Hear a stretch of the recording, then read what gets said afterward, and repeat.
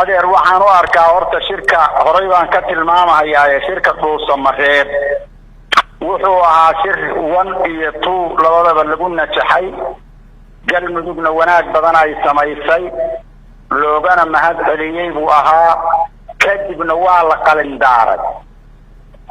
qalindaarkaas aan hadda lagu kala maqan yahay waxaan rabaa marka inaan tilmaamo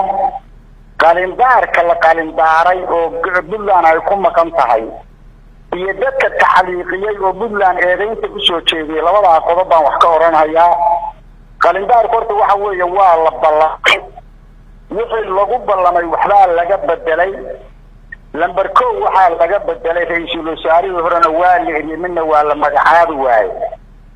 waxaana la rabaa golaha xukuumadeed oo wixii go'aamiyo fuliya wuxuuna eersaday inuu mowqif leeyahay maamul goboleedyada dhuusamareeb mid kalena lama soo magacaabin waa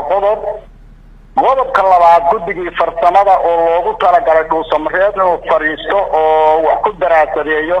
waxaa loo raray xamar saddex madaxweynuhu maalintii hore wuxuu yiri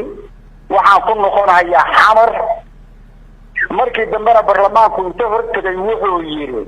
wixii dhuusamareeb laga yiraahdo idinkaan idin keenayaa go'aan ka gaaraya marka cid kasta oo hadalka taqaan ama siyaasadda taqaan way qiimeyn karaan arrintaas dadka maamul madaxweynayaasha gobolada ah inay wax qabta ahayn oo dad meesha isugu yimid oo ra'yi laga qaaday oo meel kiminaar la isugu keenay ma aha waa dad go'aan leh oo masiir leh oo umad matala qodobkaasina qodobka saddexaad weey horta shirka waxa uu eersaday saddexdaan u arkaa waaya galmudugna waxaan leeyahay idinku waa mahadsantihiin oo gogosha adigteen iyo shukeenidii waa ku mahadsantihiin go'aanka waxa ka soo baxay idinkama saaree ee kala qaadaneen oo faraha ka qaada dadkaas uga midkiin wixii ka soo baxay wixii ku baaqday waaya waxaan rabaa kadib nabadoon intaadan ka bixin waxaan rabaa su'aalan ku weydiiyo shirka ku saabsan Puntland beesha caalamka dalbanaysa inay goobjoog ka ahaato shirka si ay u damaanad qaado wixii ka soo baxa shirkaasi marba haday Soomaalidii shirayso maamuladii iyo dawladii dhexe ay shirayaan maxaa looga baahan karaa baa isleedahay beesha caalamka waxaa looga qaadan karaa dadku Soomaalida waa la yaqaanaa dhaqankeeda markay wada hadlaan oo wax ku ballamaan hadii qof ballanka ka baxo oo marka la wada hadlo oo la ballamo oo qof ballanka ka baxo waxa la yiraahdaa wada hadalka saddexaad waxa la yiraahdaa yaa ku damiinanaya sidaas anagu waa yeelaynaa adiga yaa damiinka ah oo waxa aad ballan qaaday inay furayaan waa dhaqan caadi oo Soomaalidu ay leedahay marka taas keentay madaxweynaha galmudug waxa la filayaa in Garow uu yimaado si uu la hadlo madaxweyne Dani wana dhaadhiciyo waxa ka jira meesha iyo inuu tago dhuusamareeb adigu kula tahay in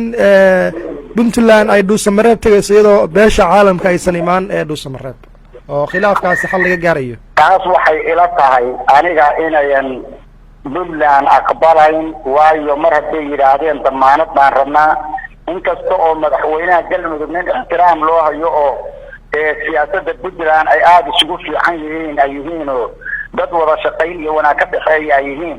haddana arrintaasi waxay la tahay inay suurtagal noqon doonin laakiin waxay noqonaysaa waa la arki doonaa taa intaas ay kaga jawaabay tan kale waxaan rabaa laba qolo oo cambaarayso midna anin jeeso yahay midna dad kale oo odayaal iyo siyaasiyiin isugu jiro Puntland eedeeyeen labadaasaan laba kelmadood rabaa inaan iraahdo horta dadka eedeynaya Puntland oo wax ka sheegaya anagu Puntland wax ka sheega nala ka sheegayo hadii inay wax naga sheegaan ku qanxaysaa tirto anaga waxba naga yeelanayso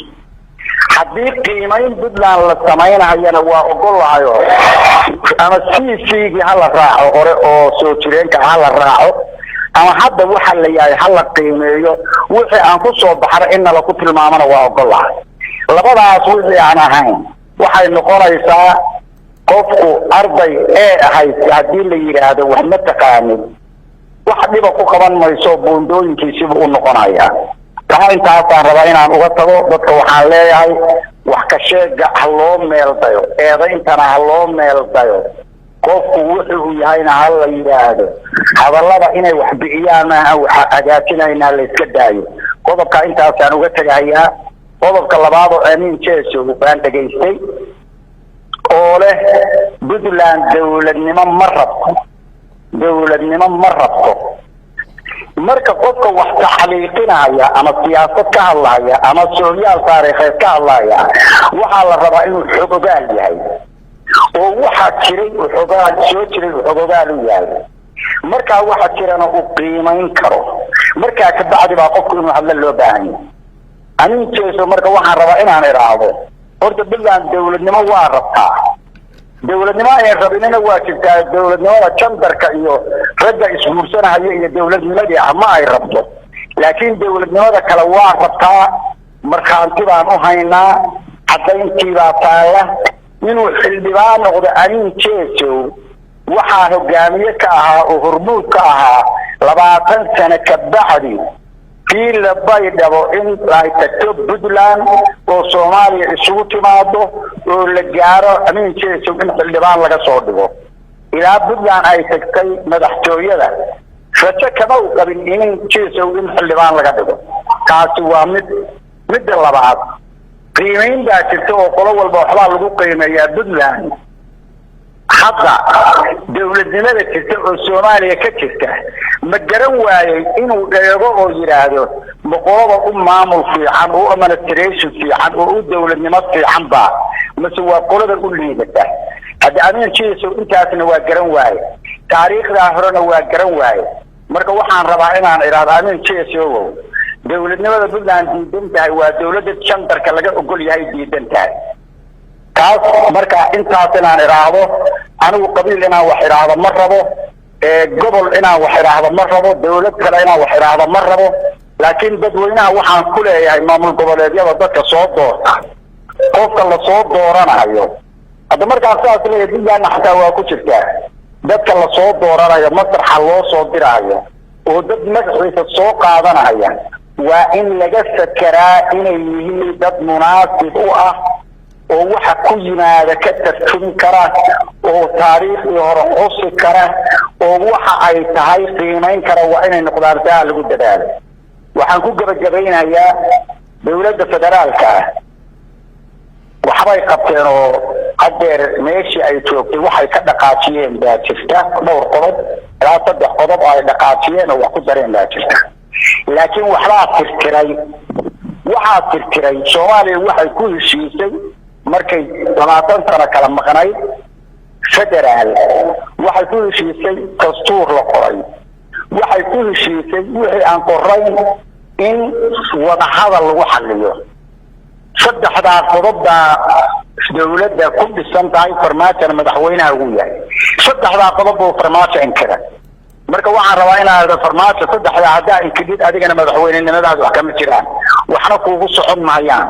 laakiin Soomaalidu waxba isu xiriirsaay waa ku furan tahay inaad tanaasulshid oo u soo noqotid salka maamul goboleedyada aad la dirigid inaad iska daysid u soo noqotid oo wax la qaybsatid baad ku khasban tahay ka hadaadan yeelina wax ku hagaagaya ma jiraan intaas baan rabaa anigu warkayga aan ku xiro waxaad su'aalaysay diyaar baan u ah